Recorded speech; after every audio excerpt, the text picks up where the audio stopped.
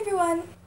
I've been seeing people wearing these double horn necklaces seemingly everywhere, and I really like how they look, and I wanted one, and as always I decided that I was going to make one myself and that I would teach you guys how to as well. Really, it's more of a faux double horn necklace because I'm using polymer clay rather than real horn, but it's kind of nice because it's more easily customizable this way. You can choose whatever color you want, you can make it however big or small you'd like, you can alter the shape, you can make it more curved, you can make it more straight. Anyway, let's get started. You'll need polymer clay, chain and jewelry findings. The chain I used was about 24 inches long, a charm holder bead, a razor blade, 2-part epoxy. Here's a closer look at the bead. The one that I have is an ornate tube with a loop in the middle.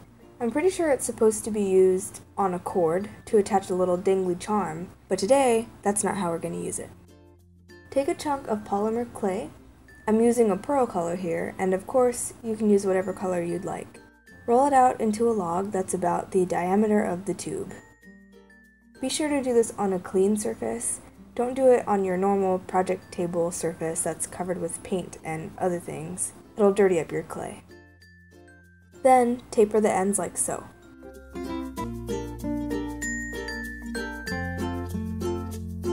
Bring the ends in like this to make a nice curve.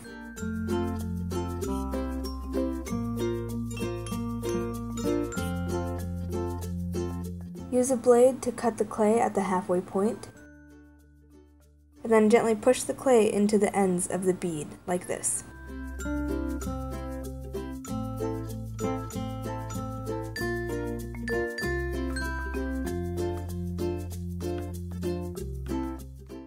Bake it according to the instructions on the clay. The clay I'm using needs to bake at 275 Fahrenheit for 15 minutes per 1/4 inch of clay. Here it is now that it's cooled off. Since we barely stuck the clay onto the bead, it comes off pretty easily, so we need to reinforce it with glue. Carefully remove the clay ends off the bead.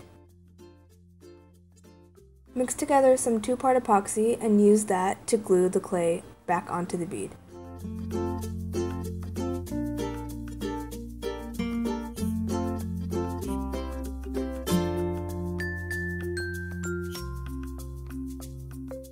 If you don't want to bother with mixing up epoxy or anything like that, you could just use super glue.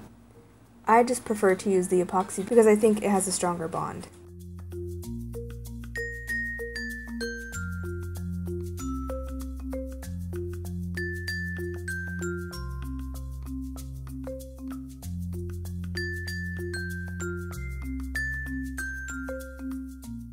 Also, make sure you don't do this right over your mixed up epoxy.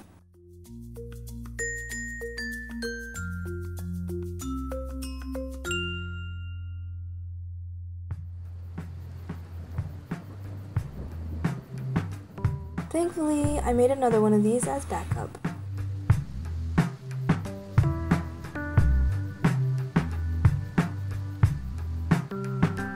Set aside and let it cure for a few minutes. The stuff that I'm using cures in about 5 minutes. Add a jump ring to the bead, thread onto the chain, and close it.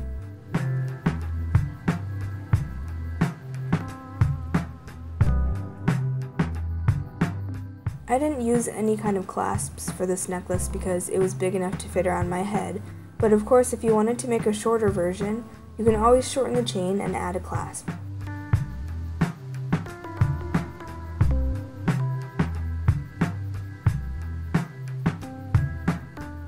To make a version without a bead, just in case you can't find any, just roll a log of clay, taper the ends, and curl the ends in like before.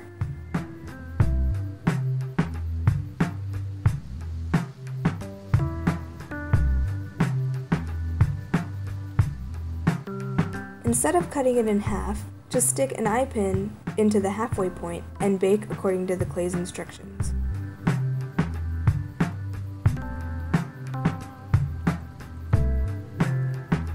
Once it's cool, take some liquid gold leaf, or silver, or bronze, or whatever color you want, and paint on a band in the middle. This is going to mimic the bead.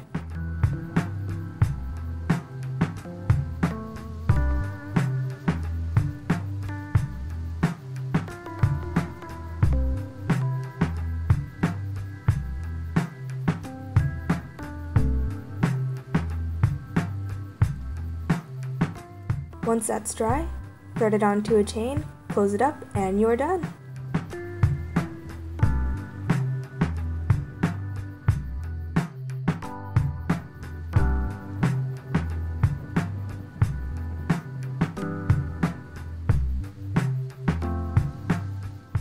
I hope you all enjoyed this project. If you did, please leave a like. If you want to see more, then feel free to subscribe. I post DIY videos every Thursday. You can follow me on Twitter, Tumblr, Instagram, or Pinterest, and I'll leave the information to those down below. If you have any questions or suggestions for future videos, please leave a comment down below, and I'll see you next week.